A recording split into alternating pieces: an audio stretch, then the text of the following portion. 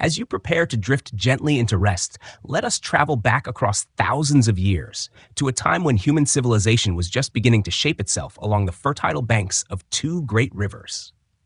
Tonight, we sink into the quiet story of Gilgamesh and the Sumerian world, the cradle of recorded history. This journey does not rush, for it is designed to soothe, to steady the mind, and to guide you into learning, even as you sleep. Like the slow turning of clay on a potter's wheel, our story unfolds in patient circles, expanding ever outward until you glimpse the vast landscape of one of humanity's earliest civilizations. The Sumerians arise in southern Mesopotamia, the land between the Tigris and Euphrates rivers, around 4000 BCE. Here, the land is rich but temperamental, flooded by seasonal waters that both nourish and destroy. From these unpredictable cycles, the first city builders find ways to organize life. They carve canals through the land, they shape clay bricks into walls and temples, and they inscribe wedge-shaped marks, cuneiform, into clay tablets, creating the world's first known writing system. As we close our eyes, we imagine the gentle scratch of a reed stylus on damp clay, each impression a quiet heartbeat of human thought captured for eternity. The story of Gilgamesh emerges from this world. He is remembered as a king of Uruk, one of the earliest great cities of Sumer. His tale is preserved in a long poem, known to us as the Epic of Gilgamesh, written and rewritten across centuries on tablets that survived the fall of empires. But Gilgamesh is more than just a figure in a story. He is a window into how the Sumerians saw themselves, their gods, and the fragile span of human life. His journey in the epic moves through friendship, grief, exploration, and the search for immortality. It whispers to us across time of the same concerns that still linger in our quietest hours. To understand Gilgamesh is to understand Sumer itself. The epic weaves together myth and memory, and each of its episodes reflects a deeper reality of the world the Sumerians built. When Gilgamesh travels through cedar forests, we see glimpses of the far-reaching trade routes.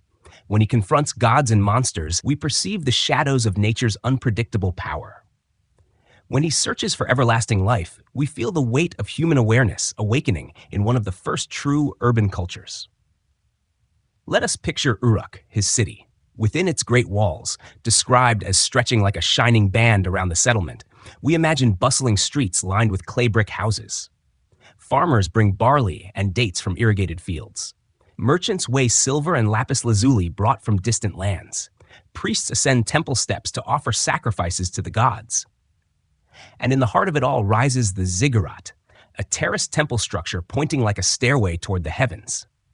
Such architecture is not merely stone and mud, but a declaration that humankind has begun to build societies that endure.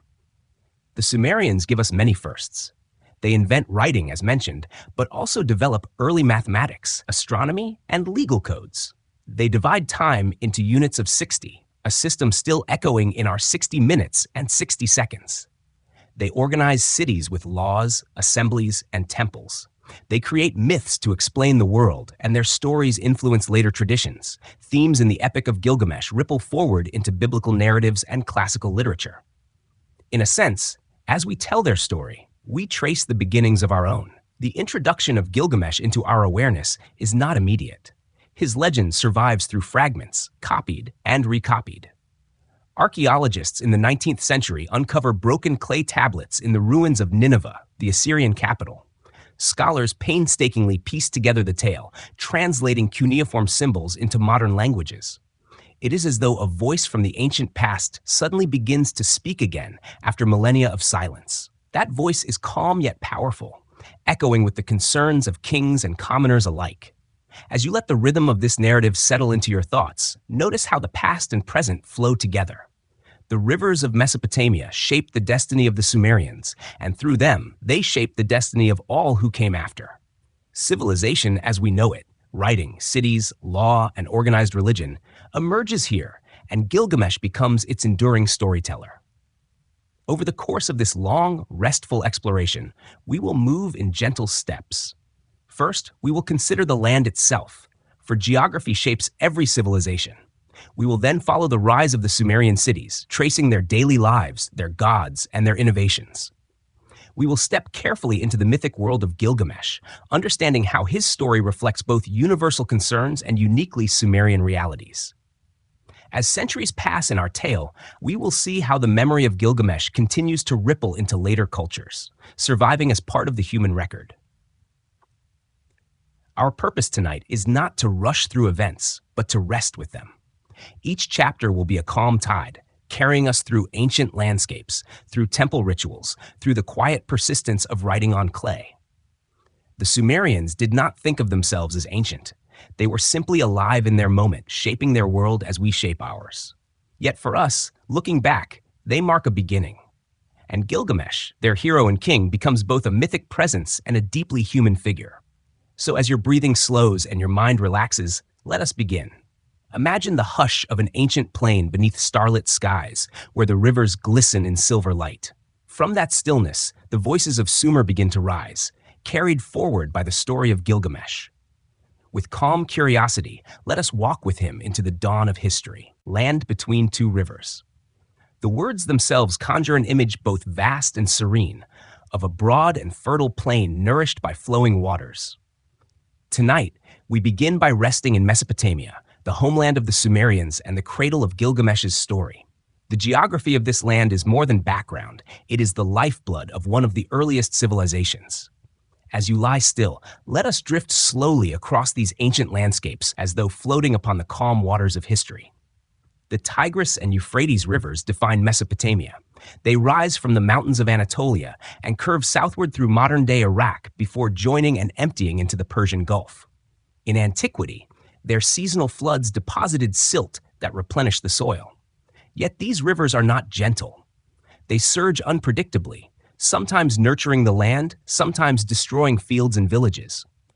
Unlike the steady, predictable flooding of the Nile in Egypt, the Mesopotamian waters are erratic, inspiring both gratitude and fear. In this duality, we glimpse the Sumerian outlook. Life is abundant yet fragile, given and taken by forces beyond human control. Imagine the plains of southern Mesopotamia around 4000 BCE, vast stretches of flat land, broken only by reeds swaying in the wind and distant mounds of earth where early settlements rise. The climate is hot and dry, the summers long and scorching, but irrigation channels bring river water to fields of barley and wheat. Palm groves provide dates, and livestock graze in patches of pasture.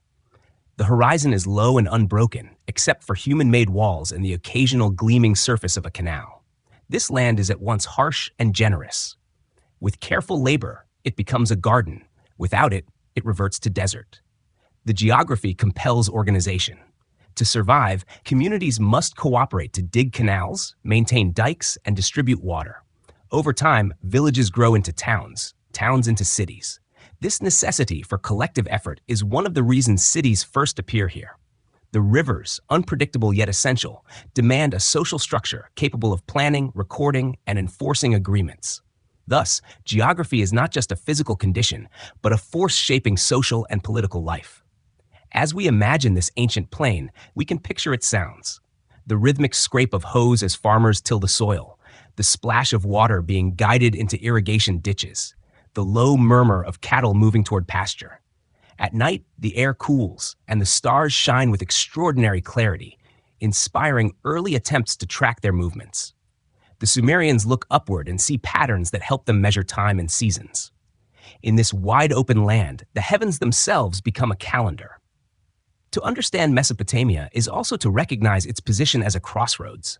This region lies between great areas of settlement. To the east, the Iranian Plateau. To the west, the deserts of Syria. To the north, the mountains of Anatolia. And to the south, the waters of the Gulf. Mesopotamia becomes a corridor of exchange, of goods, of ideas, of stories.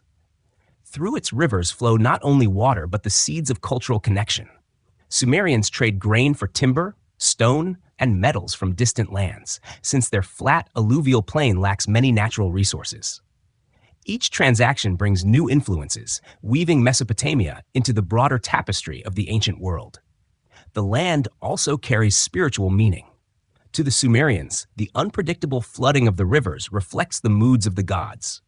Their myths describe creation as the ordering of chaotic waters into habitable land. Temples rise as centers of both religion and administration, embodying humanity's attempt to channel divine power into stability. The ziggurat, that step temple tower, stands as a visual echo of the mountains from which the rivers descend. Though the plain itself is flat, Sumerians build upward, reaching for a sense of permanence against the shifting waters. It is in this environment that Gilgamesh's story is born. His city, Uruk, thrives in southern Mesopotamia, surrounded by fertile fields sustained by irrigation. Its walls, said to gleam with copper and stretch for miles, stand as symbols of human mastery over an unpredictable land. Yet even those walls are vulnerable to the forces of nature. The very fact that the Epic of Gilgamesh dwells so deeply on mortality, loss, and the power of the gods reflects the precarious balance the Sumerians live with daily. Their land teaches them humility, reminding them that no matter how mighty their kings or how great their cities, the rivers ultimately decide the rhythm of life. Let us slow our pace here and imagine a journey along one of those ancient canals. The water flows gently, reflecting the pale sky. Farmers tend to date palms that line the banks, their tall fronds whispering in the breeze.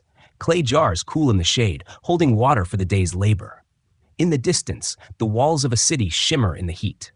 Children laugh as they chase one another across courtyards, while elders sit in the shadow of reed huts, watching the river's steady pulse. This is not simply geography. It is the stage upon which human stories begin to unfold. As centuries pass, the relationship between land and people deepens. The invention of writing, born here, is first used to record grain rations, canal maintenance, and temple offerings, all matters tied to geography. The earliest tablets we have are not tales of gods or kings, but lists of barley and sheep, evidence of the close link between survival and administration.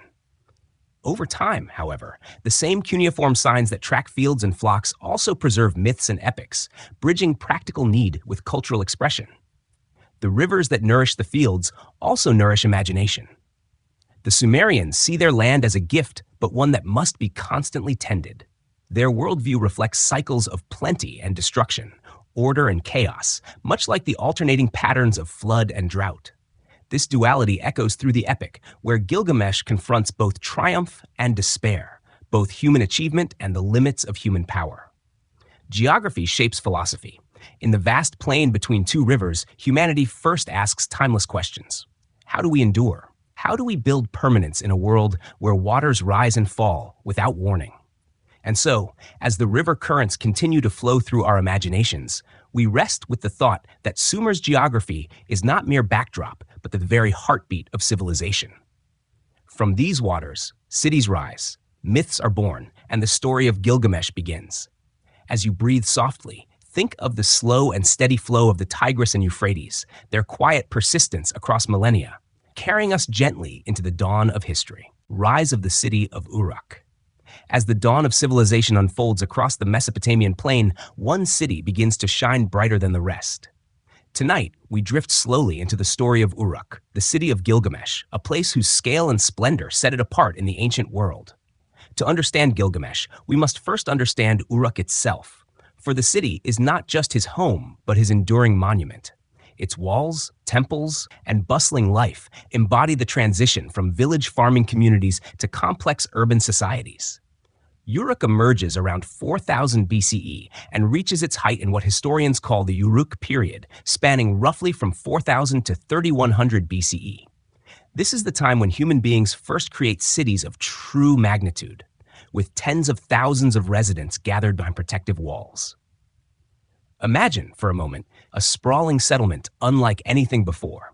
Broad avenues filled with merchants and craftsmen, granaries storing vast amounts of grain, and temple complexes rising above the rooftops like mountains of brick.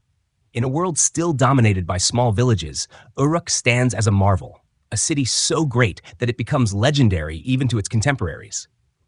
At the heart of Uruk are two great temple districts, the Ana precinct, dedicated to the goddess Inanna, and the Anu precinct, devoted to the sky god Anu. The Ana precinct is particularly famous, with monumental buildings, courtyards, and shrines constructed of mud brick and decorated with cone mosaics, tiny, colored clay cones pressed into wet plaster to form patterned walls. These structures are not only places of worship, but also centers of economic activity, where scribes record transactions and priests oversee trade and offerings. Religion and administration are deeply intertwined, and the temples serve as hubs of both spirituality and governance. Let us pause here and imagine walking through Uruk's Eanna precinct at dusk. The air is filled with the scent of baked clay and incense. A priest moves solemnly toward an altar, carrying offerings of grain and oil. Nearby, scribes sit cross-legged with clay tablets, carefully pressing wedge-shaped signs with their reed styluses. Merchants bring baskets of dates and jars of honey, weighing them with stone counterweights. Each exchange is recorded, for the city's scale demands memory beyond what the human mind can hold. Writing, firstborn in this world, becomes the tool that sustains Uruk's complexity. Uruk is also a city of innovation. Here, cuneiform writing begins, evolving from simple pictographs into abstract signs that can express both ideas and sounds. The city's growth requires systematic record-keeping. Taxes, temple inventories, and contracts all need to be tracked. In this way, writing is not initially a tool of poetry, but of administration. Yet, as centuries pass, the same system that records grain deliveries also preserves myths, hymns, and eventually the Epic of Gilgamesh himself. It is striking to think that the earliest literature we know grows from the same soil as accounting and trade. The city's size and organization also lead to new forms of social life. Archaeologists estimate that Uruk's population may have reached 40,000 to 50,000 at its peak, a staggering number for the ancient world. To put this into perspective, most settlements of the time hold only a few hundred people. This concentration of population requires planning. Streets to manage traffic, storage facilities for food, workshops for artisans, and systems of law to resolve disputes. It is here that we see the birth of bureaucracy, the framework of rules and offices that allow thousands to live together in relative harmony. Uruk is not isolated. Its influence spreads across Mesopotamia and beyond. Artifacts bearing the distinctive Uruk style of pottery and cylinder seals have been found far from the city, suggesting trade and cultural diffusion. Merchants from Uruk travel to distant lands to acquire timber from the Zagros Mountains, copper from Oman, and precious stones like lapis lazuli from Afghanistan. In return, they carry with them the symbols and stories of their city, extending Uruk's reach far beyond its walls. In this way, Uruk becomes not only a physical city, but also a cultural beacon, shaping the identities of neighboring peoples. The legend of Gilgamesh reflects this grandeur. In the opening lines of the epic, the narrator praises the walls of Uruk, urging the listener to walk upon them, to gaze at their foundations, and to see the enduring strength of the city. These walls, stretching for miles and gleaming with copper, symbolize the triumph of human effort over nature's unpredictability. They are both protection and proclamation, a visible reminder that within their bounds lies not just survival, but flourishing civilization. Picture the daily life inside those walls. The morning begins with the call of artisans hammering copper into tools and weapons. Potters spin their wheels, shaping vessels for storage and cooking. Bakers prepare bread in clay ovens, the smell drifting through narrow streets. Farmers arrive at the gates with carts filled with barley, reeds, and fish from the rivers. In the central courtyards, assemblies of citizens gather, discussing disputes or decisions under the watchful eyes of priests and officials. Life here is vibrant, complex, and full of rhythm. Yet beneath this energy lies fragility. The city depends on careful irrigation, on trade routes that stretch over vast distances, and on the balance of power between king and temple. When floods overwhelm the canals or enemies threaten the walls, Uruk's security wavers. It is this precariousness that makes the Epic of Gilgamesh resonate. The city's greatness is undeniable, but so too is its vulnerability. To praise Uruk's walls is to acknowledge both human achievement and the impermanence of all things. As we drift further into thought, we recognize that Uruk's significance is not only historical, but symbolic. It stands as one of the first great experiments in human civilization. The problems its people face, how to govern, how to store surplus, how to preserve culture, how to balance religion and politics, remain questions for societies throughout history. Uruk is both ancient and familiar, distant in time but close in the essence of human experience. And so, as we gently close this chapter of our rest, let us linger with the image of Uruk at twilight. Its walls glow with the last light of the sun. Its ziggurats cast long shadows across the plain, and its people move calmly through their daily tasks. From this city, Gilgamesh emerges, larger than life, yet deeply tied to the rhythms of his home. In the quiet of Uruk, we find the foundations of the story to come: kingship and sacred authority. In the world of the Sumerians, the figure of the king is never merely a political ruler. Kingship is sacred, a gift from the gods, bestowed upon humanity to bring order to the turbulent land between the rivers. Tonight, as we sink further into the story of Gilgamesh and his people, we turn our attention to this institution of kingship, how it is shaped, and how it frames the story of a ruler who is at once human and divine. The Sumerians believe that kingship descends from the heavens. In their myths, the gods choose cities and grant them the right to be centers of rule. The Sumerian king list, an ancient record preserved on clay tablets, begins with legendary rulers whose reigns are impossibly long, tens of thousands of years, before slowly shortening to lifespans we recognize as human. This blending of myth and reality reflects how kingship is seen, part divine command, part earthly necessity. To the Sumerians, the king is the mediator between gods and people, responsible for justice, protection, and the maintenance of harmony.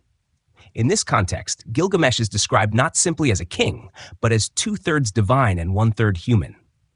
His parentage reinforces his unique role. His mother, the goddess Ninsun, connects him directly to the divine, while his human father ties him to the people of Uruk. This combination embodies the very essence of kingship in Sumer. The ruler must be both above and among his people, bearing divine authority while carrying human burdens.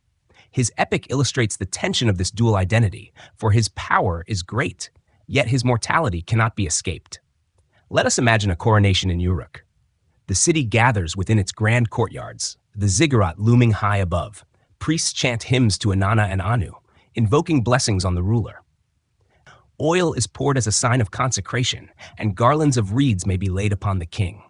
The ruler does not govern alone. He is surrounded by advisors, priests, generals, and scribes.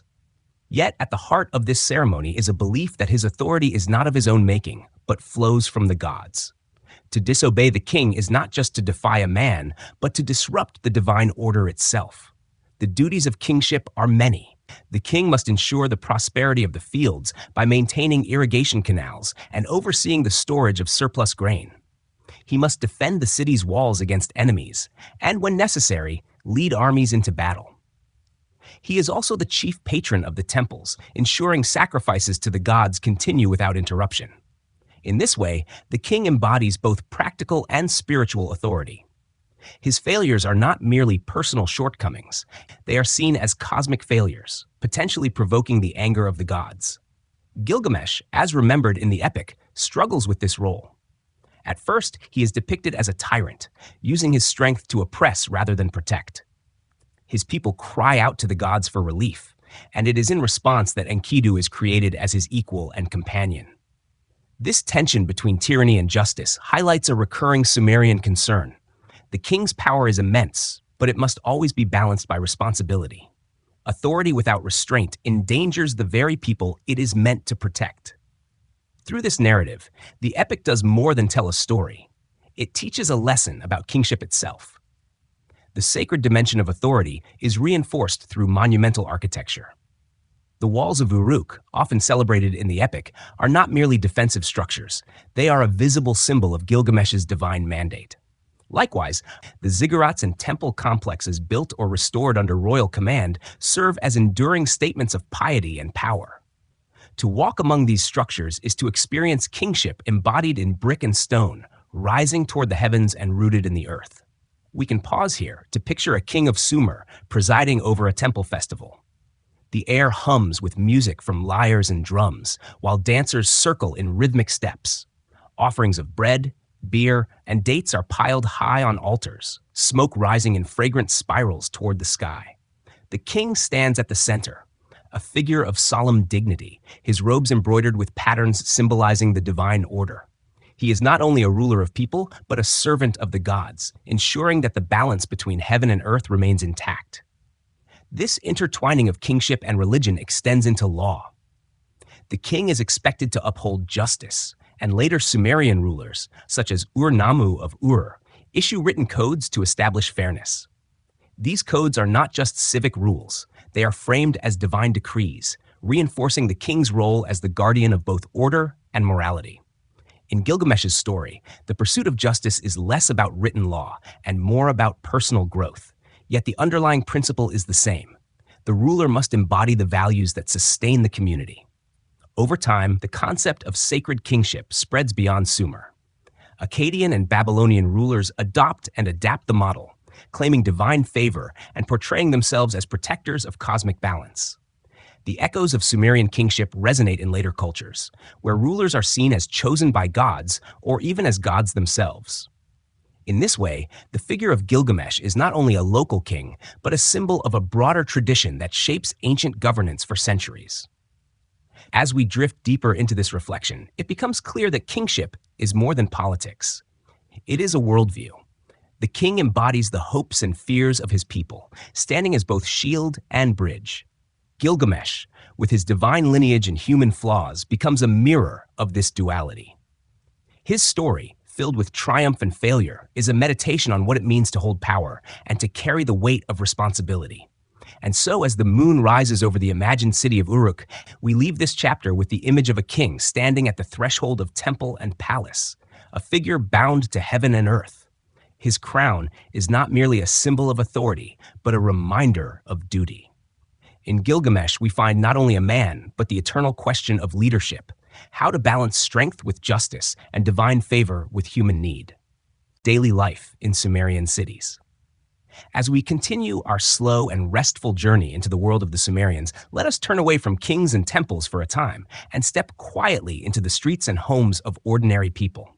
For Gilgamesh's Uruk is not only a place of monumental walls and sacred ziggurats, but also of farmers, potters, merchants, and families whose lives give shape to the city.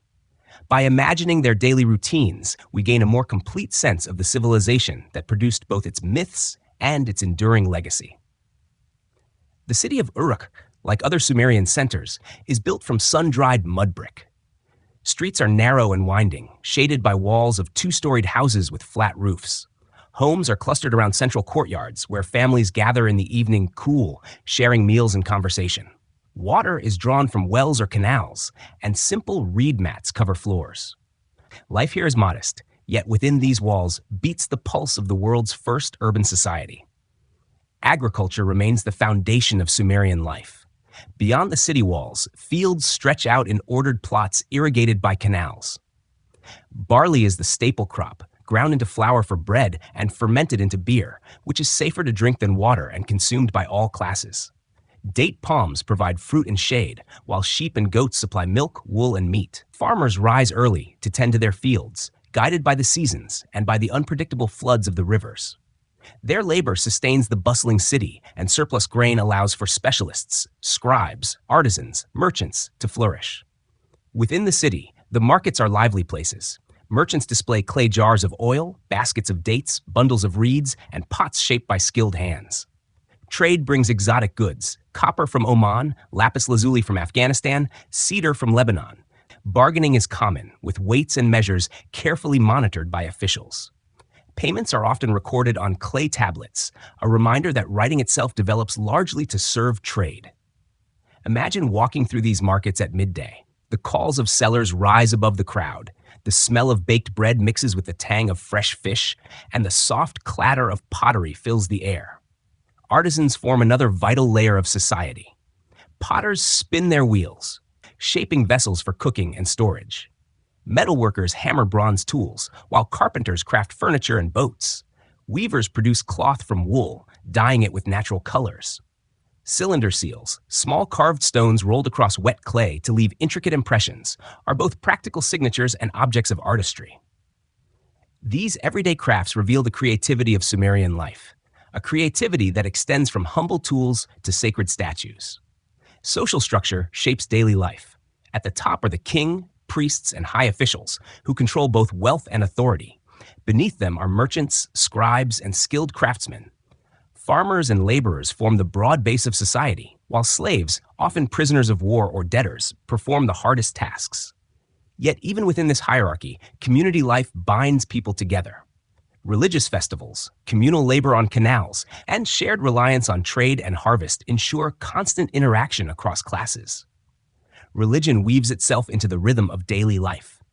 Families maintain household shrines to gods and protective spirits, offering small amounts of food or incense.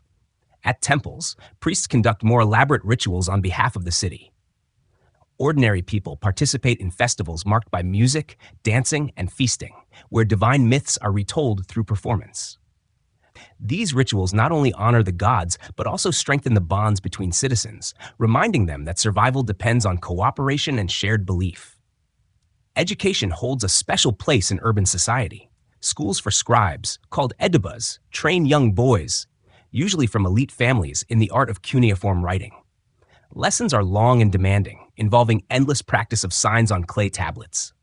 A student's day begins early, filled with repetition, memorization, and strict discipline. The effort is great, but the reward is prestige and opportunity, for scribes serve in temples, palaces, and markets, ensuring that the memory of the city endures. Imagine the steady scratching of styluses, the quiet concentration of children copying signs again and again, their efforts building the foundation of recorded history. Leisure also finds its place. Music is common, with lyres, flutes, and drums providing accompaniment to feasts and rituals. Games carved into stone boards, such as the royal game of Uruk, offer diversion in quiet moments. Storytelling thrives in courtyards, where elders recount myths and histories by the light of oil lamps. The Epic of Gilgamesh itself may once have been recited in such settings, its verses flowing into the night air as listeners relaxed after long days of work. Architecture reflects the dual nature of Sumerian life. Monumental temples rise above the city, while modest homes cluster at their feet. The ziggurat dominates the skyline, a reminder of divine presence, but the heart of daily life remains the courtyard, where families cook, weave, and share stories. Each household contributes in its own way to the city's survival, weaving countless small threads into the grand tapestry of Uruk's life. As we picture this ancient city, we might imagine standing at its gates at sunset. Farmers return with weary steps, driving donkeys laden with grain. Merchants pack away their goods as markets grow quiet. Children laugh as they chase one another through narrow alleys. In courtyards, families light small oil lamps, their flickering glow casting warm shadows. Above it all, the ziggurat stands tall, silhouetted against the fading sky, a silent witness to both grandeur and simplicity. In this rhythm of daily life, we see the foundations of human civilization: cooperation, labor, worship, learning, and creativity. The epic tale of Gilgamesh may speak of gods and quests, but it emerges from this everyday reality. Without the farmers, artisans, and scribes, there would be no city for Gilgamesh to rule, no walls to praise, no epic to preserve. The greatness of Uruk lies not only in its king, but also in its people. And so, as your breathing slows and your mind drifts further into rest, let us leave the bustling markets and quiet courtyards behind.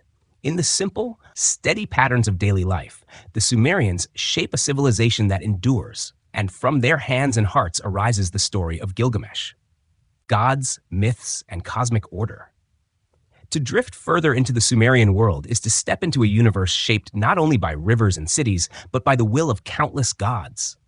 The Sumerians see themselves as living within a divine order, where every element of nature, every turn of fortune, is guided by higher powers. Their myths, preserved in hymns, poems, and epics, do not simply entertain, they explain existence, justify authority, and provide comfort in a world of uncertainty. Tonight, let us gently enter this sacred landscape, where the heavens, the earth, and the underworld are all intertwined. The Sumerian pantheon is vast. At its head stands An, or Anu, the god of the sky, representing ultimate authority. Beside him is Enlil, the god of air and storms, often considered the most powerful force in the pantheon, shaping destinies and controlling natural events. Enki, the god of water and wisdom, governs rivers, crafts, and creation itself, known for his cunning and benevolence. Ninhursag, the Earth Mother, embodies fertility, nurturing crops and people alike. Inanna, later known as Ishtar, is the goddess of love and war, embodying both tenderness and ferocity. These deities, along with countless others, rule over every aspect of existence. To the Sumerians, the world is not divided between sacred and secular. Every act, whether plowing a field, trading in the market, or swearing an oath, exists within the divine framework. The gods own the land, the fields, the flocks, and even the cities themselves. Humans exist to serve them, providing offerings, building temples, and sustaining rituals. In return, the gods grant fertility, prosperity, and protection. Yet this relationship is precarious, for the gods are unpredictable, sometimes benevolent, sometimes wrathful. Life's uncertainty, the erratic floods, sudden droughts, unexpected illness, mirrors the capricious nature of the divine. Creation myths reflect this tension. In Sumerian stories, the world arises out of the mingling of primordial waters. From this chaos emerge the heavens and the earth, followed by gods who shape order. Humanity is created to labor for the gods, to relieve them of toil. Clay is mixed with divine essence to form the first humans, a reminder of both fragility and sacred connection. These stories not only explain origins, but reinforce the hierarchy. Gods at the top, humans below, bound by duty and reverence. Temples are the earthly homes of the gods, and they dominate city life. The ziggurat, with its towering steps, symbolizes the link between heaven and earth. Priests maintain the daily needs of the gods, presenting offerings of bread, beer, meat, and incense. Rituals are performed with solemn care, accompanied by music and chanting. For ordinary citizens, participation in festivals brings moments of joy and unity. Through these collective acts, the city affirms its bond with the divine, ensuring cosmic order is upheld. The gods are also present in myths that reveal moral lessons and cultural values. Inanna's descent to the underworld, for example, tells of ambition, sacrifice, and renewal, while the flood narrative, remarkably similar to later biblical accounts, warns of divine judgment and the fragility of human life. These stories are not isolated tales, but reflections of the Sumerians' lived reality. They shape how people see themselves, their rulers, and their place in the cosmos. Gilgamesh himself is bound to this divine framework. His lineage ties him to both gods and humans, his strength a reminder of divine favor, his struggles a reflection of human limits. The epic's encounters with gods and monsters, Humbaba in the cedar forest, Ishtar's wrath, Utnapishtim's flood tale, situate him firmly within the cosmic order. His story is not only personal, but symbolic. The fate of a king, and by extension his people, depends on navigating the will of the gods. Let us pause to imagine a great religious festival in Uruk. The streets fill with music from lyres and flutes, while dancers circle in celebration of Inanna.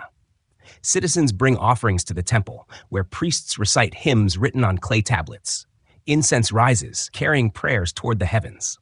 At the ziggurat's summit, the divine is honored with solemn rituals, while below, families feast, laugh, and share stories. In such moments, the city breathes together, reaffirming its place in the divine order. The Sumerian view of the afterlife also shapes their myths. They believe the dead dwell in a shadowy underworld, a place of dust and silence. Offerings made by the living provide comfort to departed ancestors, reminding the people that bonds extend beyond death. This somber vision reflects both resignation and continuity, a recognition that life is fleeting yet part of a greater cycle. In the epic, Gilgamesh confronts this reality directly, his quest for immortality spurred by the inevitability of the underworld. Over centuries, Sumerian myths influenced neighboring cultures. Akkadian, Babylonian, and Assyrian traditions adopt and adapt their gods and stories. The flood myth becomes central in Mesopotamian religion and echoes into Hebrew scripture. Inanna evolves into Ishtar, worshipped across the Near East. The cosmic order envisioned by the Sumerians becomes a template for civilizations that follow, proving the enduring power of their imagination. As we drift gently at the close of this chapter, let us reflect on the quiet persistence of belief. For the Sumerians, life is inseparable from the gods, and every act resonates within a cosmic order. The Epic of Gilgamesh emerges from this sacred landscape, its heroes and struggles infused with divine presence.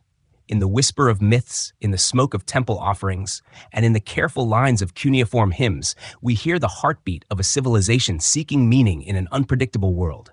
And so, with calm thoughts, we leave behind the sacred festivals and shadowy underworlds. The gods watch, the myths endure, and the cosmic order remains steady as the rivers themselves. From this divine framework, Gilgamesh's story unfolds, carrying us further into the human search for understanding. The Epic of Gilgamesh begins. With the city of Uruk firmly in our minds and the gods and cosmic order woven into the fabric of daily life, we now arrive at the story itself, the tale of Gilgamesh. This epic, preserved across millennia on clay tablets, is not only the world's earliest known literary masterpiece, but also a reflection of the concerns, beliefs, and values of the Sumerian and Mesopotamian people. Tonight, let us walk slowly into the opening chapters of this great poem, where the character of Gilgamesh is introduced and the stage is set for his remarkable journey. The epic begins with a call to witness the city of Uruk. The narrator urges the listener to climb its walls, to walk its streets, to admire its foundations. The city itself becomes the first hero, a lasting monument to human achievement. Then the focus narrows to its king, Gilgamesh. He is described as 2/3 divine and 1/3 human, a figure of immense strength, unmatched wisdom, and restless energy. His beauty is radiant, his might unquestionable. Yet with these gifts come flaws.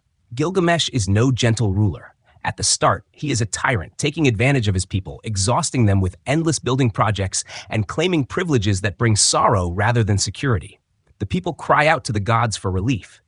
The gods respond by creating Enkidu, a wild man fashioned from clay. Enkidu roams with the animals, drinking at their watering holes, living freely among gazelles. His body is shaggy with hair, his strength rivaling that of the wild beasts. In Enkidu, the gods produce a counterpart to Gilgamesh, a figure who might balance and temper his power. Yet Enkidu, though strong, is unshaped by human society. To draw him into the world of men, a temple priestess, Shamhat, is sent to meet him. Through gentle words, shared food, and intimacy, she introduces him to human ways. Slowly, Enkidu leaves behind the wilderness, rejected now by the animals, and begins his transformation into a member of human society. This transition is symbolic. Enkidu embodies the untamed forces of nature, while Gilgamesh represents the urban, civilized world of Uruk. Their meeting brings these two spheres into harmony. But first, the epic gives us their conflict. Enkidu, hearing of Gilgamesh's oppression, enters Uruk to challenge him. The two clash in a mighty wrestling match, shaking the city's walls. Dust rises, doors rattle, and the people watch in awe.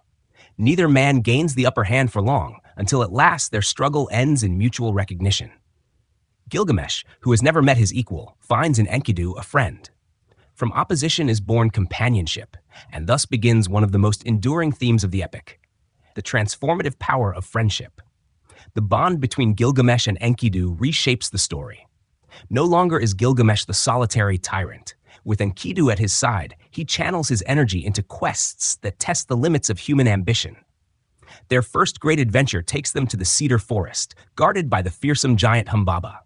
The cedar forest, vast and fragrant, is both a real memory of distant lands and a symbol of the unknown. Timber is scarce in Mesopotamia, so the idea of traveling to distant forests resonates with both practicality and imagination. In the epic, it becomes the setting for a battle between human daring and divine guardianship. Before departing, Gilgamesh seeks guidance from the elders of Uruk and from his mother, the goddess Ninsun. Ninsun prays to the sun god Shamash to watch over her son, acknowledging the dangers of his quest. This scene reveals the role of family, ritual, and divine appeal in Sumerian life. Even the greatest of kings seeks the counsel of gods and elders before embarking on dangerous ventures. The journey to the cedar forest is thus framed not as reckless adventure, but as a bold step that still acknowledges divine authority. The companionship of Gilgamesh and Enkidu deepens as they travel. They share fears, strengthen each other's resolve, and confront danger together. When at last they reach the cedar forest, they face Humbaba, whose roar is like a flood, whose breath is like fire, and whose mouth is death itself. Yet with the aid of Shamash, who sends great winds to bind the monster, the two heroes triumph. Humbaba pleads for mercy, but Gilgamesh and Enkidu, encouraged by each other, slay him and cut down the great cedars. The triumph is theirs, yet the act carries consequences, for to kill Humbaba is to disrupt the divine order. As the epic continues, the goddess Inanna, here called Ishtar in Akkadian versions, sees Gilgamesh's beauty and desires him. She offers him gifts and honors if he will become her lover. But Gilgamesh rejects her, recalling the fates of her past lovers who suffered ruin. In anger, Ishtar ascends to heaven and demands vengeance. Her father, Anu, releases the Bull of Heaven, a terrifying beast that brings destruction to Uruk. Once again, Gilgamesh and Enkidu join forces. They slay the bull, saving the city, but in doing so, they provoke the wrath of the gods even further. These early episodes of the epic establish its rhythm. There is grandeur, with quests and battles against monsters and divine beings. Yet beneath the action lies a deeper meditation on human ambition and divine limits. Gilgamesh and Enkidu achieve victories, but each triumph brings them closer to tragedy. The epic is not a celebration of unchecked power, but a reflection on its costs. As you breathe steadily, imagine the quiet flow of these scenes. The people of Uruk, watching as two mighty figures wrestle. The cedar forest, vast and shadowed, filled with the scent of resin and the sound of axes striking wood. The Bull of Heaven, shaking the earth with its hooves before falling beneath the strength of heroes.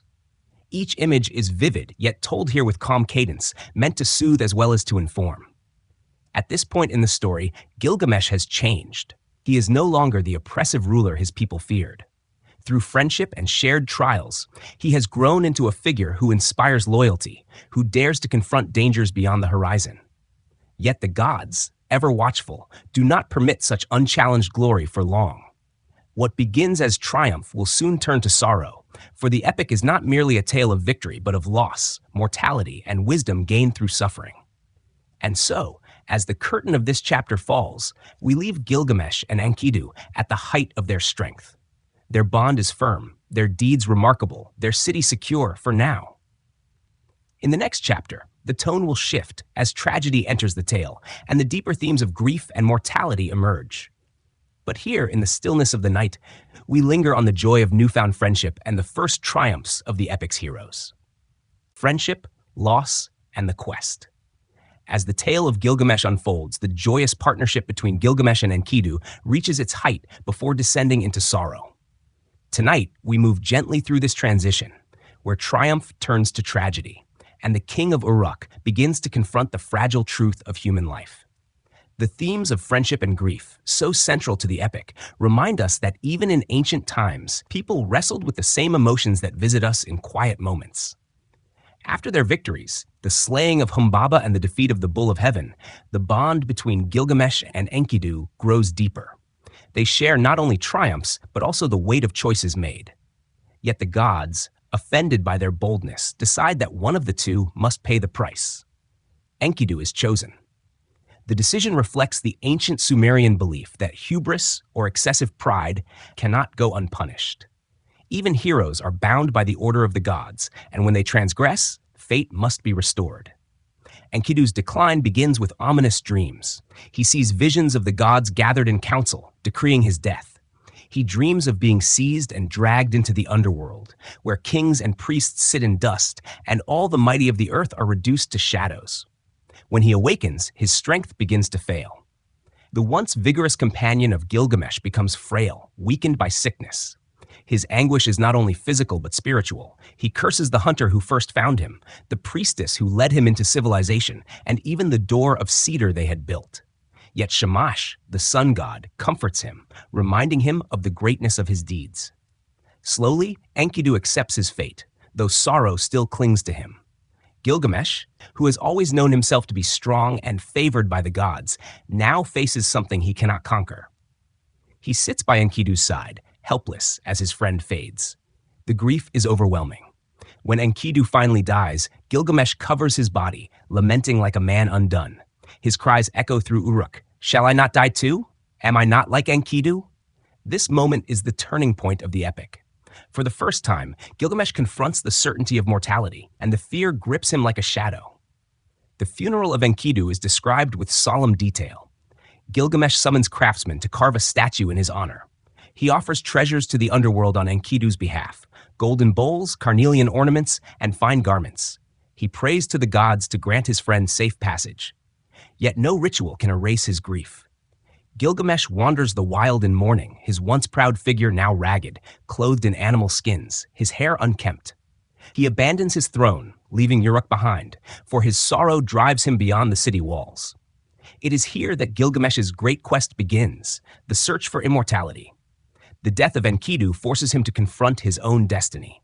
No longer satisfied with walls of stone or tales of victory, he longs for eternal life, to escape the fate that has claimed his friend. The epic shifts from heroic adventure to existential journey, from outward triumph to inward seeking. Gilgamesh travels across desolate lands, through mountains and deserts, enduring hardships that test his body and spirit. He seeks out Utnapishtim, the one man granted immortality by the gods after surviving the Great Flood. Along the way, he meets Siduri, a tavern keeper by the sea, who counsels him gently. She tells him that death is the lot of humankind, and that his true purpose is to cherish the simple joys of life. To eat, to drink, to dance, to love his family, to take pride in his work. Her advice reflects a Sumerian wisdom still relevant to us, that immortality is beyond reach, but the sweetness of life is found in everyday moments. Yet Gilgamesh, restless and determined, presses on, unable to accept her counsel. To reach Utnapishtim, Gilgamesh must cross the waters of death, a dark and dangerous barrier. The boatman Urshanabi guides him, though only after Gilgamesh proves his worth by cutting punting poles and laboring for the crossing. This part of the journey mirrors the broader theme. Immortality is not simply given, but sought with effort and struggle, even if the quest proves impossible. As we reflect on this portion of the epic, let us pause in the silence of Enkidu's passing. His death is not only a narrative turning point, but also a symbolic one. He represents the natural world, unshaped by cities or kings, and his passing signifies humanity's separation from that primal state. Gilgamesh, in losing his friend, loses also a part of himself. This grief propels him forward, but it also reveals his vulnerability. He is no longer the arrogant ruler who oppressed his people, but a man searching for meaning. Imagine Gilgamesh wandering through wilderness, the stars above him, the winds tugging at his garments of animal skin. His footsteps echo across barren ground, his heart heavy with loss. Each step is both literal and symbolic, a journey outward and inward toward the recognition of what it means to be human. In this imagery lies the calm lesson of the epic. Strength and power cannot shield us from loss, but in facing grief, we begin to grow in wisdom. The friendship of Gilgamesh and Enkidu, though brief, is immortalized in the story. It teaches that companionship can transform even the mightiest of tyrants, and that love brings both joy and sorrow. Their bond echoes across time, reminding us that human connection is both fleeting and eternal, fragile and yet deeply meaningful. And so, as this chapter closes, we leave Gilgamesh in motion, striding away from Uruk, driven by grief and fear, seeking what no mortal can truly possess. His quest will carry him to the ends of the earth and beyond, but his journey begins here, at the grave of a friend, the search for immortality. After the loss of Enkidu, Gilgamesh is no longer the same. His days as a proud ruler, his triumphs over Humbaba and the Bull of Heaven, now feel hollow compared to the sorrow he carries. Tonight, we follow him as he leaves Uruk behind, wandering far from the familiar walls of his city, seeking answers in distant and mysterious places. His journey becomes not only a quest for eternal life, but also a reflection of the human struggle to accept mortality and to find meaning within its bounds. The epic describes Gilgamesh wandering the wilderness in grief. He wears the skins of animals, his hair unkempt, his face weathered by the sun. The once magnificent king appears almost unrecognizable, stripped of royal splendor. His sorrow is so deep that it drives him beyond the safe order of civilization, into deserts and mountains where he faces both natural and spiritual trials. His mind, restless and burdened, turns toward the only hope he can imagine, to find Utnapishtim, the one man granted immortality by the gods. Utnapishtim lives far away, across the sea, at the edges of the world. To reach him, Gilgamesh must first pass through the twin-peaked mountains guarded by scorpion men. These creatures, half human and half scorpion, terrify travelers with their blazing gaze, which reaches into the depths of the earth. When Gilgamesh approaches, weary yet determined, they recognize his partly divine nature and allow him to pass. He enters the long tunnel beneath the mountains, a passage of utter darkness where he must walk for days without light. In this moment, the epic reflects the symbolic journey inward, the darkness of grief, the shadow of mortality, through which one must pass before finding wisdom. Emerging from the tunnel, Gilgamesh encounters a radiant world, a garden where trees bear jewels instead of fruit, with branches sparkling like stars. This dreamlike landscape suggests the nearness of the divine. Yet it is not here that he finds his answers. Instead, he meets Siduri, the wise tavern keeper by the edge of the sea. Siduri listens to his sorrow and offers gentle counsel. She tells him that the destiny of mortals is to die, and that instead of chasing immortality, he should embrace life's simple pleasures, to eat, to drink, to care for his family, to find joy in daily work. Her words embody an ancient wisdom still resonant today. Yet Gilgamesh, consumed by grief and fear, cannot accept them. His journey presses on. To reach Utnapishtim, Gilgamesh must cross the waters of death, a perilous sea that no mortal can navigate. Here he meets Urshanabi, the boatman, who agrees to help him. Gilgamesh cuts and prepares great poles to propel the boat, for ordinary oars would touch the cursed waters and bring death. The journey across this silent expanse is long and arduous, but at last Gilgamesh reaches the distant shore where Utnapishtim dwells. Utnapishtim's tale is one of survival and divine favor. He tells Gilgamesh the story of the Great Flood, when the gods, angered by humanity, resolved to destroy the world. Yet Ea, the god of wisdom, whispered to Utnapishtim to build a boat and save life. He gathers his family, craftsmen, and animals, sealing the vessel with pitch. The flood waters rise, covering mountains and drowning all living things. After 7 days, the waters subside, and Utnapishtim's boat comes to rest on a mountain. The gods, regretting their destruction, grant him and his wife immortality, setting them apart forever from ordinary mortals. This tale, echoing through later traditions, reminds us of both divine wrath and divine mercy. Gilgamesh, hearing this, pleads to be granted the same gift. But Utnapishtim explains that immortality is unique, not to be repeated. To prove his worth, he challenges Gilgamesh to stay awake for 6 days and 7 nights. Yet exhaustion overcomes him, and he falls asleep almost at once. Utnapishtim's wife bakes loaves of bread for each day, placing them beside the sleeping king as proof of his failure. When Gilgamesh awakens, he sees the hardened loaves, each marking the passage of time he could not master. Even the strongest cannot escape the limits of the body. In compassion, however, Utnapishtim tells him of a secret plant that grows at the bottom of the sea, one that restores youth. Gilgamesh dives into the waters, retrieves the plant, and plans to share it with the elders of Uruk. Yet as he bathes on the journey home, a serpent steals the plant, shedding its skin as it slithers away. Immortality, so close, slips from his grasp.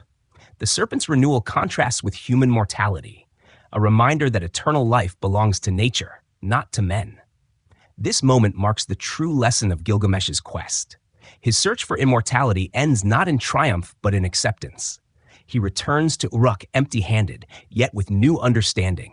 As he gazes upon the city's mighty walls, he realizes that human achievement lies not in escaping death, but in creating works that endure beyond one's lifetime. His legacy is not eternal life, but the memory of deeds, the strength of his city, and the stories that will be told of him for generations. Let us rest here with that thought. The epic's quiet wisdom whispers through time that the beauty of life lies in its impermanence, that meaning is found in relationships, in creativity, in the shaping of cities and stories. Immortality is beyond our grasp, yet the marks we leave on the world endure. As you breathe slowly, picture Gilgamesh standing before the shining walls of Uruk, his grief softened by new perspective, his restless heart finally at peace. His quest, though unfinished, reveals the truth that remains with us still. To be mortal is to be human, and to be human is enough. Legacy across millennia. Our journey now drifts into its final chapter, where the story of Gilgamesh and the Sumerians extends beyond the ancient past, carrying echoes through centuries of culture, literature, and memory. As we let the tale settle into calm reflection, we find that though the walls of Uruk have crumbled and the Sumerians themselves vanished as a distinct people, their ideas endure. The Epic of Gilgamesh, once pressed into clay tablets and hidden beneath ruins, survives as one of humanity's greatest inheritances. When Gilgamesh returns to Uruk at the end of his long quest, the epic closes not with triumph, but with recognition.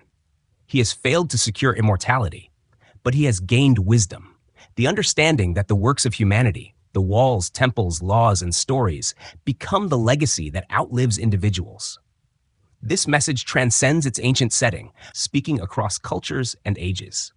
In this way, the epic itself is Gilgamesh's immortality. His story, repeated and retold, becomes his lasting monument. For centuries after the fall of Sumer, Mesopotamian cultures preserved and adapted the tale. Akkadians, Babylonians, and Assyrians copied the tablets, translating and expanding the narrative. The standard Babylonian version, discovered in the library of the Assyrian king Ashurbanipal at Nineveh, is the most complete form we possess today. These clay tablets, buried for millennia, were unearthed by archaeologists in the 19th century. When scholars first translated the flood episode, they were startled by its resemblance to the biblical account in Genesis. This discovery revealed the deep continuity of human storytelling, how myths of one culture flow into the sacred texts of another. The Epic of Gilgamesh influences literature far beyond Mesopotamia. Themes of friendship, mortality, and the search for meaning reappear in later works of the ancient world. Greek epics, such as Homer's Iliad and Odyssey, echo its patterns of heroic journeys and encounters with gods. The biblical story of Noah parallels Utnapishtim's flood. Even later philosophies, which emphasize acceptance of human limits and the embrace of virtue, resonate with the wisdom Siduri offers Gilgamesh. Though separated by languages and centuries, cultures draw from the same deep well of reflection first recorded in Sumer. Let us picture the rediscovery of the epic in modern times. In the ruins of Nineveh, archaeologists uncover shattered tablets, their surfaces covered in cuneiform wedges. Scholars painstakingly piece them together, translating line by line. As the story unfolds once more, the voice of Gilgamesh rises across thousands of years, startlingly familiar. His grief for Enkidu, his longing for immortality, his return to acceptance, all feel deeply human, transcending the distance of time. What was once whispered in the courts of Uruk now reaches the libraries and classrooms of the modern world. The Sumerians themselves, though absorbed into later Mesopotamian cultures, leave an enduring legacy. Their innovations, writing, mathematics, law, and urban organization, form the bedrock of civilization. Their division of time into units of 60 shapes are hours and minutes. Their written tablets preserve not only epic tales, but contracts, hymns, and medical texts, giving us a vivid window into their daily lives. Their artistic motifs, from cylinder seals to temple mosaics, inspire later traditions. Even as their language fades, their influence continues. Museums today preserve fragments of their world. In the British Museum, the Louvre, and institutions across the globe, clay tablets from Sumer lie under glass, their wedge-shaped marks still sharp. Visitors lean close, marveling at the endurance of clay and story. Scholars trace the origins of literature back to these objects, recognizing that the act of writing itself begins with the Sumerians. In this way, every library, every book, every written word carries a quiet debt to the land between two rivers. The legacy of Gilgamesh also inspires modern art and thought. Writers, poets, and philosophers continue to draw from his epic, exploring themes of human limitation and the value of friendship. The epic has been adapted into plays, novels, and even symphonies. Each retelling reimagines the ancient king for new audiences, keeping his story alive. In classrooms, the epic is studied alongside Homer, Dante, and Shakespeare, securing its place among the great works of world literature. Yet the power of the epic lies not only in its influence, but in its timeless humanity. Gilgamesh's journey from pride to grief to wisdom mirrors our own paths through life. We, too, face loss, confront mortality, and search for meaning. We, too, find solace in companionship and in the works we leave behind. The epic reminds us that though we cannot escape death, we can shape how we live and what legacy we pass to those who follow. As we reach the close of this long and gentle telling, let us linger once more in the city of Uruk. Imagine standing upon its ancient walls, as the narrator once invited, gazing at the foundations laid in deep time. The fields stretch beyond, the rivers glisten, the temples rise. Within those walls lived a people who carved meaning from clay, who shaped stories that endure. And among them lived Gilgamesh, king, hero, and seeker of wisdom. His life, though mortal, becomes eternal through the words we still speak tonight. The rivers of Mesopotamia still flow, though their courses shift with time. The land remains, carrying layers of history within its soil, and the story of Gilgamesh flows with them, an eternal current in the stream of human thought. In its calm rhythm, we hear the voices of the Sumerians, and in its themes, we recognize ourselves. And so, as you drift into sleep, let the legacy of Gilgamesh rest with you. He reminds us that to live is to strive, to love, to mourn, and to create. Though we cannot grasp immortality, we can find eternity in memory, in story, and in the enduring works of human hands. Sweet dreams may carry you now, as the tale of Gilgamesh settles quietly into your thoughts, a gift from the dawn of history.